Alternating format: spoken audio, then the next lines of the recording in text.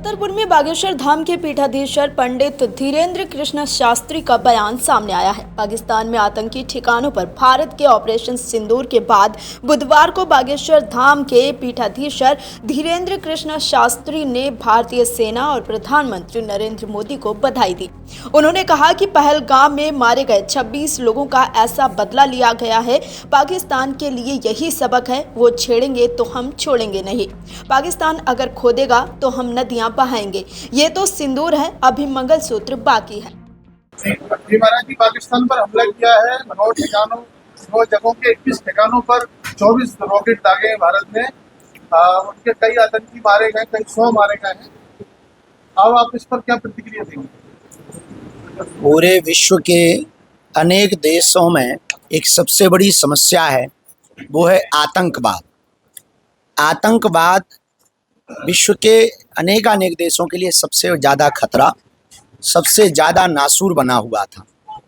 हमको लगता है भारत के प्रतिनिधित्व में, भारत के सिंह, भारत की I proud of you Indian army, Bharat की आर्मी के द्वारा निश्चित रूप से बहुत ही जल्दी जो पाकिस्तान के अंदर पल रहे बढ़ रहे सपेरे हैं आतंकवाद के रूप में, वो उनका नामो निशान मिटेगा।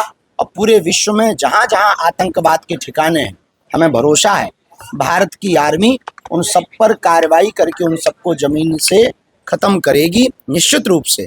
और जो 26 नृशंस लोगों की पहलगांव में हत्या हुई थी, नाम पूछ कर के जिन दुष्ट आतंकवादियों ने हमारे भारत के अनेक लोगों के सिंदूर को उजाड़ा था, आज भारत ने अपने बल का सदुपयोग करते हुए, भारतीय आर्मी ने गोला बारूद का सदुपयोग करते हुए उस सिंदूर का जवाब सिंदूर ऑपरेशन के तहत दिया, जिसमें भारत की शेरनियां, हमारी बेटियां प्रतिनिधित्व कर रही थीं।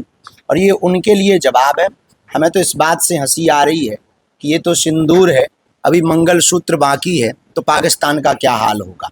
तो निश्चित रूप से भारतीय आर्मी इसके लिए धन्यवाद के पात्र है। हम भारतीय सेना के साथ हैं। प्रत्येक भारतीय ही निश्चित रूप से आज के इस कार्रवाई से भारत के साथ पहले भी था और आज भी होगा और आगे भी रहेगा। जो भारत की सरकार के कार्यों के साथ साथ नहीं है, वो भारत का नहीं है, वो देश का गद्दार है। और हमें लगता है कि एक रॉकेट इन देश के गद्दारों पर भी छोड़ दो। अब जब 26 पहलगांव का हम बदला ऐसा लिया है, तो वो विचार कर ले कि वो अगर जो है खो देगा तो अपन जो है नदियां बहाएंगे। एक चीज और कह रहा है कि उसकी घर के 10 सदस्य मारे गए, और भी मर जाता तो अच्छा होता, ऐसा भी कह रहा है। नहीं, वो ठीक कह रहा है, लेकिन रोने के लिए हमें छोड़ना भी तो जरूरी था। कोई ना कोई रोने के लिए अपनी आंखों से कम वो देख तो पाता कि कार्रवाई क्या होती है। किसी दूसरे का जब आप घर उजाड़ते हो, आप आतंकवादी बनकर के किसी के घर को उजाड़ते हो, किसी के सिंदूर को उजाड़ते हो, किसी की भाई की कलाई को सूनी करते हो, किसी की बहन के राखी का रक्षाबंधन का धागा ऐसे ही रखा रहता है, जब उसको आप इस प्रकार से परेशान त्रस्त करते हो, उनकी आत्मा को ठेस पहुंचाते हो, तब तुम्हारी आत्मा को कैसा लगा होगा, ये उसको महसूस करने दीजिए। ये भारत की आर्मी ने बहुत ठीक किया है। हम भारत सरकार को, भारतीय आर्मी को, यशस्वी माननीय प्रधानमंत्री जी को लाखों बार धन्यवाद दे रहे हैं। बागेश्वर धाम पीठ की ओर से ठीक हुआ, भला हुआ। पाकिस्तान को यही सबक है, छेड़ोगे तो छोड़ेंगे नहीं। उन्होंने कहा कि पाकिस्तान के लिए यही सबक है। वहीं बाबा बागेश्वर से जब युद्ध को लेकर सवाल पूछा गया तो सुनिए उन्होंने क्या कुछ कहा है। आतंकवाद को सरेंडर कर दें तो पीछे हट जाना चाहिए, कोई दिक्कत नहीं। आतंकवादी जितने निशाने हैं, जगह हैं, उन सबको सरेंडर कर दें। सीमा पर लगातार पाकिस्तान की तरफ से भी गोलीबारी हो रही है। सुबह से अभी तक 7 लोग मारे जा चुके हैं, भारतीय नागरिक हैं वो। और आप क्या कहना चाहेंगे, भारतीय नागरिकों के लिए युद्ध होता है तो कैसे तैयार है भारत? देखिए, वर्तमान में शक्ति संपन्न भी है, सैन्य संपन्न भी है और शस्त्र संपन्न भी भारत है। भारत सभी प्रकार से पूर्ण रूप से परिपक्व है। अगर इस प्रकार की गतिविधि बनती है, युद्ध की स्थिति बनती है, तो निश्चित रूप से भारत की विजय श्री निश्चित है, इसमें किंचित मात्र भी संदेह नहीं है। पर हम यही कहना चाहेंगे कि आप अगर कार्रवाई करोगे तो जवाबी कार्रवाई भारत की तरफ से पुरजोर तरीके से दी जाएगी, क्योंकि वर्तमान में साधन संपन्न भारत है। ये पिछड़ा या विछड़ा भारत नहीं है। वर्तमान में युद्ध के लिए अगर आप जो है तैयारी रखोगे तो यहाँ से महायुद्ध की तैयारी। बता दें कि उन लोगों पर भी बाबा बागेश्वर ने निशाना साधा जो कहीं ना कहीं पाकिस्तान को सपोर्ट कर रहे थे। बाबा बागेश्वर ने कहा कि पाकिस्तान के लिए बोलना निश्चित रूप से देश के साथ गद्दारी है। देखिए, साथ अंतर्राष्ट्रीय स्तर पर जो मानक होते हैं, अंतर्राष्ट्रीय स्तर की जो नियमावली होती हैं वो अपने हिसाब से होती हैं, लेकिन सबसे बड़ी बात है कि आतंकवाद के पक्ष में हमें नहीं लगता कि कोई देश होगा। ये लड़ाई पाकिस्तान के खिलाफ नहीं है, ये लड़ाई आतंकवाद के खिलाफ है। आतंकवाद का कोई चेहरा नहीं होता, आतंकवाद का कोई मजहब नहीं होता, आतंकवाद का कोई जाति नहीं होती, आतंकवाद का कोई देश नहीं होता। आतंकवाद कहीं भी किसी भी परिस्थिति में कहीं पर भी होते हैं। जैसे हमारे भारत में भी कुछ भारत के गद्दार हैं, तो ऐसे आतंकवाद के खिलाफ ये मुहिम है, ना कि किसी देश के खिलाफ मुहिम है। तो हमें नहीं लगता कि ये वर्ल्ड वॉर की स्थिति पर है, हमें नहीं लगता कि भारत विश्व युद्ध के लिए ले जाना चाहता, हमें नहीं लगता कि भारत युद्ध की तैयारी कर रहा था। भारत अपनी बहुत शांति तरीके से देश का संचालन कर रहा था, लेकिन देश की शांति में अगर कोई भंग करेगा तो निश्चित रूप से भारत जवाब देने के लिए तैयार है। तो जो भी देश भारत के पक्ष में है, हमें लगता है वो आतंकवाद के खिलाफ है, और जो पाकिस्तान के वर्तमान में पक्ष में है वो निश्चित रूप से आतंकवाद के पक्ष में।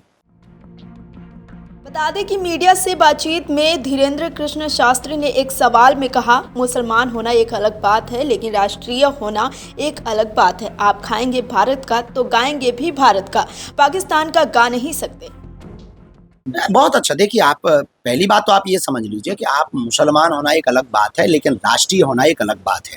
आप खाएंगे भारत का तो गाएंगे भी भारत का, पाकिस्तान का गा ही नहीं सकते हैं, चाहे वो हिंदू हो, चाहे मुसलमान हो, सिख हो, ईसाई हो, पारसी हो, यहूदी हो, कोई भी हो। आप जहाँ का खाएंगे वहीं का गाएंगे। आपने मिट्टी भारत माता की ले रखी, हवा भारत माता की, गंगा भारत माता की है, तो आप यहाँ का जल लेंगे तो यहीं के लिए तो बोलेंगे। पाकिस्तान के लिए बोलना निश्चित रूप से देश की गद्दारी है, और आपको पाकिस्तान में जाकर के बस जाना चाहिए, तो आपको अगल बगल जो रॉकेटें गिर रही हैं उनका मजा भी मिलेगा, बिना दिवाली की दीपावली का आनंद आएगा।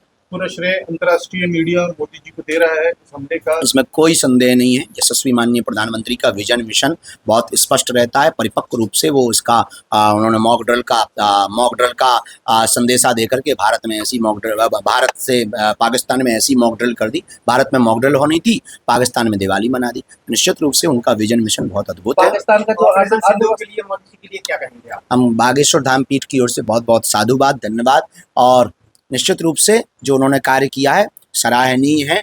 पर हम चाहते हैं कि भारत और सुरक्षित हो, संरक्षित हो और सैन्य संपन्न हो, ताकि पहलगाम वाली घटना दोबारा ना हो, ऐसी हम भगवान से प्रार्थना करें। अगर आप ये वीडियो YouTube पर देख रहे हैं तो हमारे चैनल को सब्सक्राइब करें और बेल आइकन को दबाना ना भूलें। अगर आप Facebook पर ये वीडियो देख रहे हैं तो हमारे पेज को लाइक करें।